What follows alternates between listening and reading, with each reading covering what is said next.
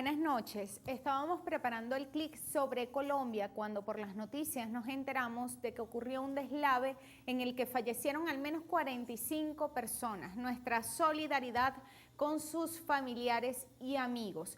Sin embargo, queremos hacer algunas precisiones de importancia política para nuestro país.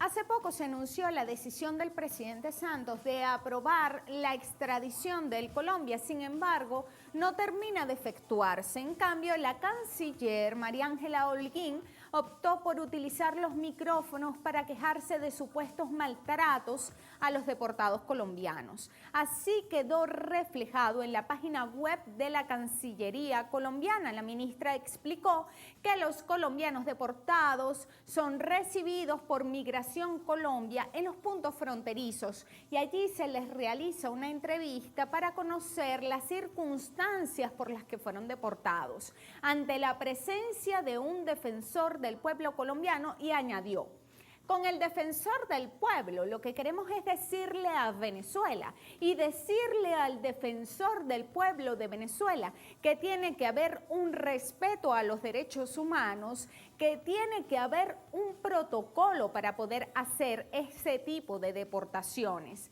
Estas declaraciones corresponden a una matriz mediática que desde enero de este año se trata de institucionalizar. Ellos buscan promover la idea de que Venezuela está deportando masivamente a colombianos. En los 2 últimos años se han realizado 3.571 deportaciones por ingresos ilegales a nuestro país. El defensor del pueblo de Venezuela, Tarek William Saab, informó que en nuestro país viven 6 millones de neogranadinos y acotó que el 25% de los hogares de la Gran Misión Vivienda Venezuela han sido entregados a ciudadanos de la nación vecina. Desde tiempos del Libertador, Venezuela no se mira a sí misma sin contemplar a Colombia. Nacimos hermanos y lo seguiremos siendo, a pesar de que los poderosos se guíen por las mezquindades del santanderismo. El último censo poblacional de Colombia se realizó en el año 2005. Sobre las cifras, la página web colombia.com hace proyecciones y estima que para el año 2015 la población en ese país es de 48.202.617 personas. Esto significa que el universo de colombianos en Venezuela alcanza a un 12,44% de la población total de ese país. La Agencia de la ONU para los Refugiados, ACNUR, aseguró en marzo de este año que Colombia representa la segunda mayor crisis de desplazados del mundo. Solo Siria supera a Colombia en la cantidad de población obligada a abandonar sus hogares en busca de seguridad. Las 5 décadas del conflicto colombiano han limitado el acceso de millones de personas a la seguridad, los servicios públicos básicos, al goce efectivo de sus derechos, entre ellos a una vivienda digna, a salud, educación y reparación como víctimas, incluyendo la restitución de tierras, apuntó la oficina de ACNUR en Colombia. La cadena de televisión española tiene un programa de 10 capítulos denominado Fronteras al Límite. Ellos mandan a una periodista a visitar las fronteras de países consideradas como peligrosas, pero imagínense, si Capriles vive en la selva, como dice Telecinco, lo menos que pueden hacer es enviar a una corresponsal a la frontera colombo-venezolana. Como es de esperar, el documental no es indulgente con Venezuela. Sin embargo, allí María Ibáñez pudo constatar lo siguiente. Televisión Española ha comprobado cómo los productos de primera necesidad subvencionados por el gobierno venezolano se pueden comprar aquí, en Colombia, a donde llegan cada día producto del contrabando. No pueden grabar aquí. No podemos grabar aquí. No pueden grabar porque aquí es la mercancía puro contrabando. De parte de esa cámara. Vale, nos vamos ya. Aceite de Venezuela. Detergente solo para venta en Venezuela. Productos que no se pueden comprar en Venezuela porque no hay. Si cruzas la frontera los encuentras en Colombia. La periodista reconoce que cada día toneladas de productos venezolanos llegan a Colombia por causa del contrabando y se propone averiguar de qué manera los traficantes logran cruzar la frontera. Entonces, acompaña a la policía fronteriza colombiana a hacer un operativo nocturno. El policía colombiano advierte sobre la abundancia de grupos armados irregulares en la zona, calificándola de peligrosa. Vamos a ver qué pasa cuando la policía colombiana se encuentra con 3 vehículos de contrabandistas que trafican carne. Un vehículo el cual transporta en condiciones La carne se ve ahí perfectamente. poco saludables carne. Y la traen de Venezuela y la meten así a Colombia. A Colombia, así es comercializada en varios puntos de venta de productos cárnicos. Cada vehículo transporta entre 3 y 4 reses porcionadas. El dinero que pueden llegar a ganar sería más o menos unos 2,5 millones de pesos colombianos. El costo para ellos de compra de las reses puede estar oscilando en el 1,5 millones de pesos. Si no estuviésemos con la cámara, ¿estarían más bravos? Sí, ¿Sí? la verdad sí. Probablemente nos hacen una clase de asonada. ¿Como una emboscada? Exactamente, una turba de gente. Que de repente vienen contra vosotros. Ajá. Y contra nosotros también. Exactamente. Por eso nos dices que nos quedemos un poco al margen, ¿verdad? No es que uno quiera ser contrabandista, es que la situación nos lleva hasta allá. Y aquí lo único que genera empleo es lo poquito que va a traer uno del otro país y medio vende. Ropa, zapatos, crema, jabones, todo. Y siquiera tenemos plata para ir a comprarlo. Nos lo fían. Y el man que nos lo fía, mañana hay que pagarle. Y si no le paga, ya es diferente las cosas. Que ya le manden a cobrar a uno. Cuando parece que está todo controlado, ocurre algo que no esperábamos. Venga, jefe, hablamos usted y yo. Asistimos atónitos a la negociación que la policía está llevando a cabo con los contrabandistas. Ahí le puedo negociar, le doy 2, me llevo 2, le dejo 1. Vamos rápido de acá. Vino rápido. ¿Nos vamos a llevar solo un carro? Vale. Vamos a dejar los otros 2.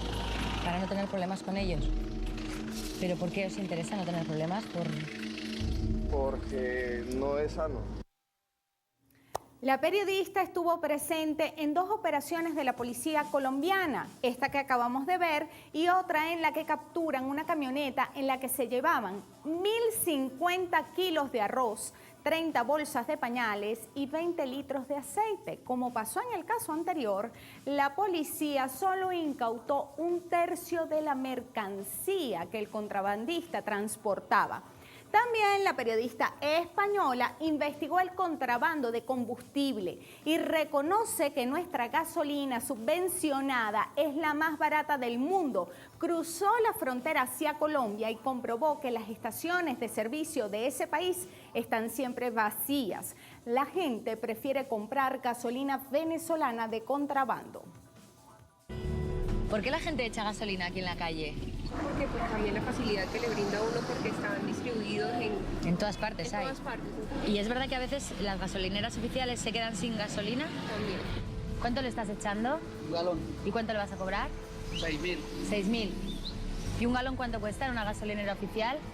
o 5.500. O sea que es más cara aquí. Esta. Esta. Porque no es de la bomba acá colombiana. Esta, vale. Porque es venezolana. Y es mejor que la colombiana, entiende la gente. Desde que el narcotraficante número 82 ocupaba Nariño, el principal producto de exportación de Colombia hacia Venezuela es el paramilitarismo. La página web laiguana.tv realizó un interesante análisis en el que exponen 10 claves para entender en qué consiste, de dónde vienen y qué buscan en Venezuela los paramilitares. En esa nota se explica cómo el paramilitarismo surgió en el conflicto por la tierra en Colombia a mediados del siglo pasado. Ya en 1964, la Sociedad de Agricultores de Colombia solicitaba al gobierno la autorización para la formación de autodefensas, lo que sería permitido 4 años después con el comienzo legal de la formación de grupos armados civiles bajo control de las Fuerzas Armadas, que ejercían una dura represión sobre el campesinado. Es una expresión propia del Estado burgués cuando se quiere someter al movimiento popular por la fuerza. El imperialismo también ha empleado formas paramilitares para imponer sus guerras a través del terror, como ocurrió en el siglo pasado en Nicaragua o El Salvador, o en nuestra época en los casos de Libia y Siria, por citar pocos ejemplos. De hecho, en Estados Unidos se ha institucionalizado el ejercicio del paramilitarismo con la legalización de empresas de lo que ellos llaman contratistas civiles, que son mercenarios a los que les pagan por realizar aquellas operaciones que por su naturaleza dantesca ellos prefieren no mezclarlas con su ejército legal. De vuelta a Colombia. Entre 1994 y 97 se crearon las Convivir, unas cooperativas de vigilancia privada para la autodefensa de los terratenientes. Se les permitía aportar armamento y equipo de comunicaciones.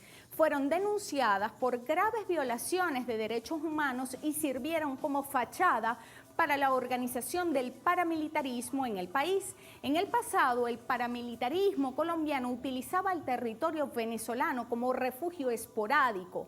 Según información publicada por Radio Santa Fe, paramilitares del Frente Fronteras de las Autodefensas han confesado en versiones libres que asesinaron alrededor de 2.000 personas en la frontera con Venezuela. Hacia 1997 había 21 estructuras paramilitares en la zona de la frontera, sobre todo en el Cesar y la Guajira. Citamos a La Iguana. En ese mismo año, el líder de las Autodefensas Unidas de Colombia, Carlos Castaño, se reúne con 140 empresarios, latifundistas y ganaderos de Barinas, Táchira y Zulia con la idea de establecer estructuras paramilitares en dichos estados. Misma fecha que por primera vez se reconoce oficialmente la presencia paramilitar en Venezuela con la captura de 7 paramilitares en Apure, los que fueron liberados por el general de la Guardia Nacional Enrique Medina Gómez, quien 5 años más tarde participaría en el golpe de Estado contra el presidente Hugo Chávez.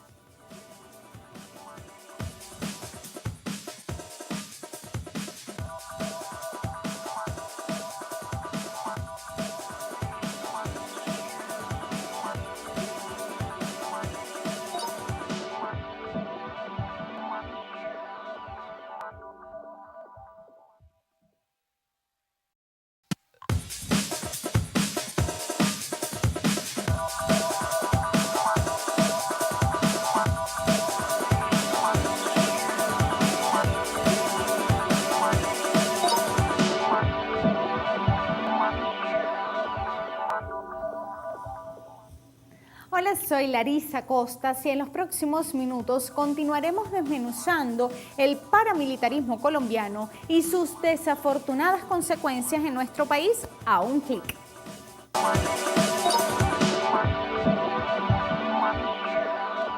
Según confesiones de Salvatore Mancuso y José Bernardo Loaza Artús, alias Mauro, el paramilitarismo fue contactado en varias ocasiones para que ejecutaran acciones en Venezuela con objetivos políticos, como dar un golpe de Estado o ejecutar magnicidios, entre ellos el del presidente Chávez.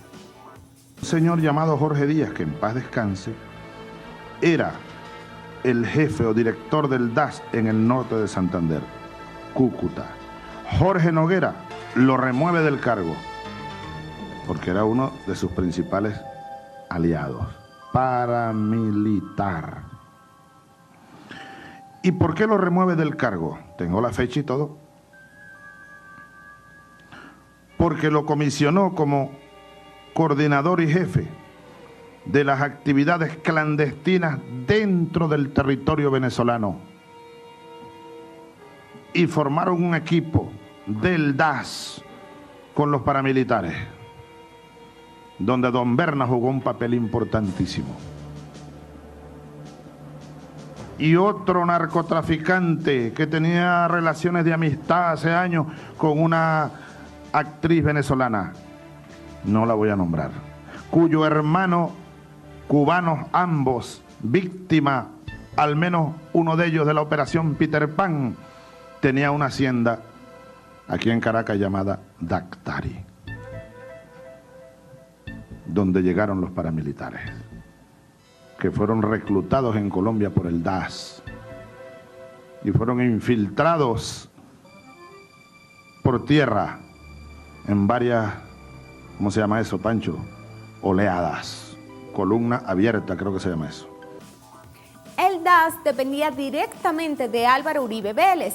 A veces se pretende hacer ver que los vínculos entre políticos y paramilitares colombianos son alucinaciones venezolanas. Sin embargo, desde el año 2006 en Colombia se acuña el término parapolítica para designar los casos de políticos y algunos funcionarios del Estado que se beneficiaron de las alianzas con paramilitares por medio de la intimidación y la acción armada de estos genocidas contra la población civil. Algunos alcanzaron cargos en alcaldías, en consejos, en asambleas municipales y gobernaciones, así como curules en el Congreso y otros órganos estatales. Salvatore Mancuso confesó ante la Corte Suprema de Justicia que el 35% del Congreso del momento, hablamos del año 2005, fue electo por influencias de las Autodefensas Unidas de Colombia. Tras la incautación de un computador perteneciente al paramilitar Jorge 40, se pudo comprobar la alianza entre políticos y paramilitares. Según la revista Semana, en minuciosos archivos, la mano derecha del temido jefe paramilitar de la costa describía cómo las autodefensas habían asesinado a más de 50 líderes sociales en Barranquilla en los últimos 2 años, cómo habían tejido una alianza con varios congresistas y gobernadores, cómo decenas de alcaldes, diputados y concejales de los distintos departamentos eran solo peones de su ajedrez político-militar, cómo trazaron una estrategia electoral para elegir más congresistas amigos, cómo estaban desangrando los recursos de las regalías del petróleo y del carbón y cómo habían convertido los hospitales públicos en una caja menor para aceitar su maquinaria de guerra. El computador era un espejo donde se reflejaba el drama de cómo el Caribe sucumbía bajo el yugo paramilitar.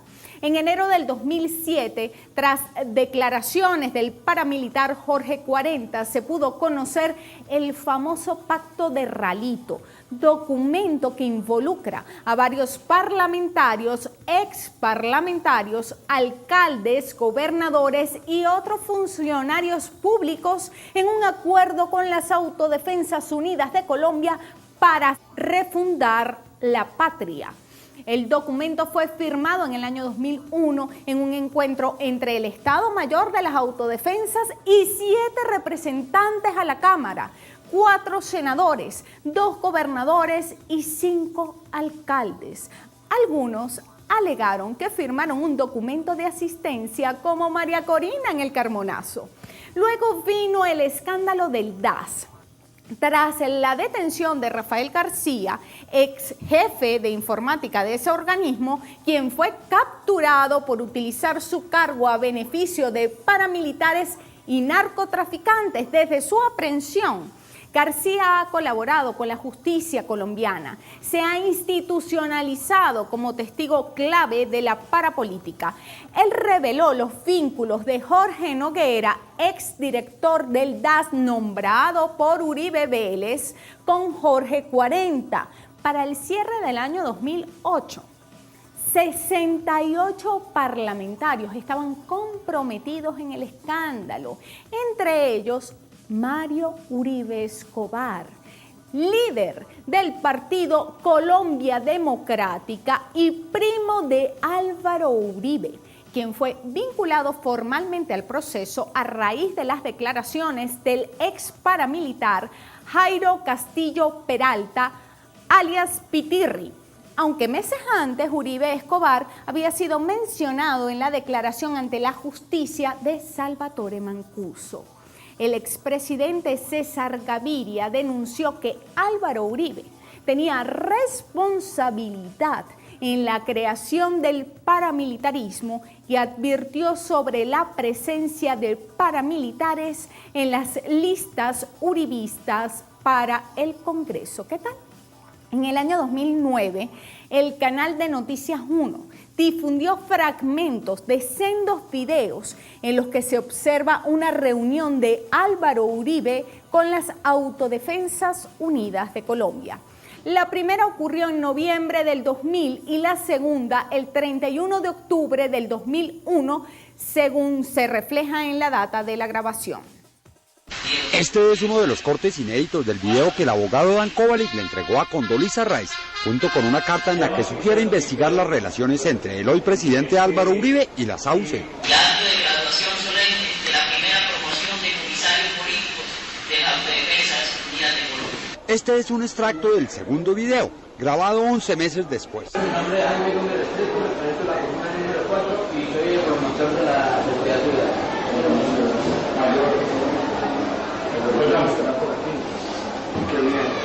¿Cómo promueve la seguridad ciudadana? En este momento estoy promoviendo la seguridad ciudadana, mostrando una vigilancia nocturna y diurna en los barrios por sectores, donde la misma comunidad le aporta al trabajador y así mismo pues tratamos lo que es la delincuencia. ¿Están en relación con la policía? Estamos en relación con la policía. Los videos completos se encuentran disponibles en el canal YouTube del Polo Democrático. El sitio web colombiano verdadabierta.com publicó un informe en el que se reseñan los testimonios de varios paramilitares que acusan a Uribe de ser jefe del grupo irregular. Juan Guillermo Monsalve, ex trabajador de Uribe en la hacienda Guacharacas, aseguró que Uribe Vélez estuvo involucrado en una masacre cometida por un grupo paramilitar en San Roque, Antioquia. Explicó que pertenecía al bloque Metro y que reconocía como jefes a Luis Alberto y Juan Villegas y a los hermanos Uribe. Pablo Hernán Sierra García, alias Alberto Guerrero, acusó a Álvaro Uribe de haber promovido a paramilitares mientras fue gobernador de Antioquia entre los años 1995 y 97. Dijo que el grupo ilegal tuvo como centro de operaciones la finca Guacharacas perteneciente a Uribe. Raúl Emilio Hasbún, alias Pedro Bonito, el ex jefe paramilitar, señaló a más de 200 ganaderos, palmicultores y bananeros de Urabá antioqueño de haber conformado la estructura financiera del bloque bananero de las Autodefensas Unidas de Colombia. En la lista también se encuentran los hermanos Guillermo y el ex senador Jaime Enríquez Gallo, el primer aportante de la campaña reeleccionista de Álvaro Uribe Vélez. En el 2006, ambos se vieron beneficiados de zonas francas en Urabá concedidas por el gobierno de Uribe con subsidios de hasta $500 millones del programa Agroingreso Seguro. Acusó a Jaime Uribe Vélez, hermano del expresidente, de ser un hombre cercano a estructuras paramilitares.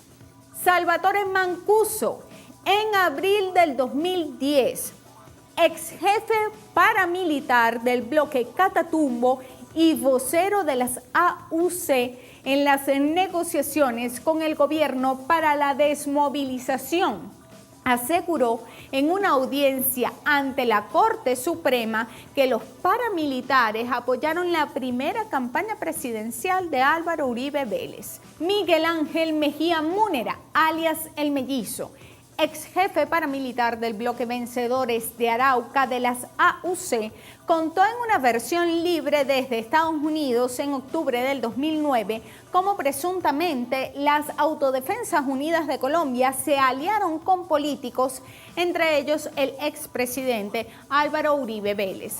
Las autodefensas pusimos a Uribe, si no tendríamos a un Chávez en Colombia, dijo. ¿Qué tal? Freddy Rendón Herrera, alias El Alemán, ex jefe del bloque Elmer Cárdenas. Él dice: el bloque Elmer Cárdenas apoyó las campañas de los representantes y equipos que llevaron a Uribe a la presidencia de la República. Tengo pruebas documentales. El ex jefe paramilitar, que aclaró que no estuvo de acuerdo con que el exmandatario se reeligiera, Don Berna. En abril del 2009, antes de que un juez estadounidense condenara a alias Don Berna, su abogada aseguró ante los estrados que el ex jefe paramilitar había apoyado la primera campaña presidencial de Álvaro Uribe Vélez. Francisco Villalba, alias Cristian Barreto, ex paramilitar del bloque Norte, había advertido que su vida corría peligro por unas denuncias que había hecho contra Álvaro Uribe. Aseguraba que Uribe, siendo gobernador de Antioquia, había ordenado la masacre del Aro. En Venezuela ya hemos sufrido duelo tras operaciones paramilitares. Una vez aprobada la ley de tierras en nuestro país, más de 200 campesinos fueron asesinados a manos de paramilitares bajo instrucciones de élites de poder económico. Producto de este flagelo perdimos a nuestro joven mártir Robert Serra, diputado de la Asamblea Nacional y líder juvenil del PSUV. Este año hemos percibido un incremento sensible en el número de asesinatos de efectivos policiales. Telesur realizó un reportaje especial en el que logró acceder a información privilegiada. La delincuencia, brazo ejecutor de la violencia ilegal, decidió unirse. ¿Sí hubo esa reunión? Sí, una reunión, pero no se puede hablar nada de eso porque eso es entre malandroso, ¿me entiendes? Y en esa reunión acordaron organizarse. Sí, no me organizado. No me hacen cara, no me maltrato de ningún cuerpo policial. Un pacto entre delincuentes que tiene fecha hasta diciembre del 2015. Según los grupos violentos, el asesinato en lo que va de año de 47 policías responde a la corrupción y abuso policial. Pero las investigaciones de inteligencia revelan que se trata de acciones paramilitares. Así lo informó al país el ministro de Interior y Justicia en su cuenta en Twitter. Tenemos pruebas de que los recientes actos en los que han perdido la vida nuestros funcionarios policiales son parte de un plan perverso. Otro dice, no es casualidad, persiste el paramilitarismo en los municipios Sucre, Baruta y Chacao, los más violentos del país. La semana pasada, el ministro de Relaciones Interiores, Justicia y Paz, Gustavo González López, informó la desarticulación de la banda criminal paramilitar Gama que operaba en el municipio Sucre del estado Miranda. En sus palabras, el ministro señaló que no es un problema de AMPA común, sino es el uso del AMPA común por los paramilitares traducido en bandas criminales y habló del uso político de las mismas. En la página web conelmazodando.com, una de mis preferidas, como ustedes saben, se publicó un interesante trabajo de investigación en el que se denuncia un incremento del despliegue de paramilitares en las zonas más pobladas del país, que son precisamente donde por lógica hay mayor cantidad de votantes. Estas zonas son las más afectadas por el bachaqueo y el contrabando. Los municipios con mayor cantidad de votantes han padecido un incremento sensible de actos delictivos. Los paramilitares colombianos han hecho nido en Petare, municipio Sucre. La misión es crear una red de terror y miedo en los barrios para desmovilizar la participación política y el ejercicio del voto en un escenario electoral. Mientras ellos reinciden en el odio y la violencia, nosotros reincidimos en el amor y la esperanza. Hasta un nuevo clip.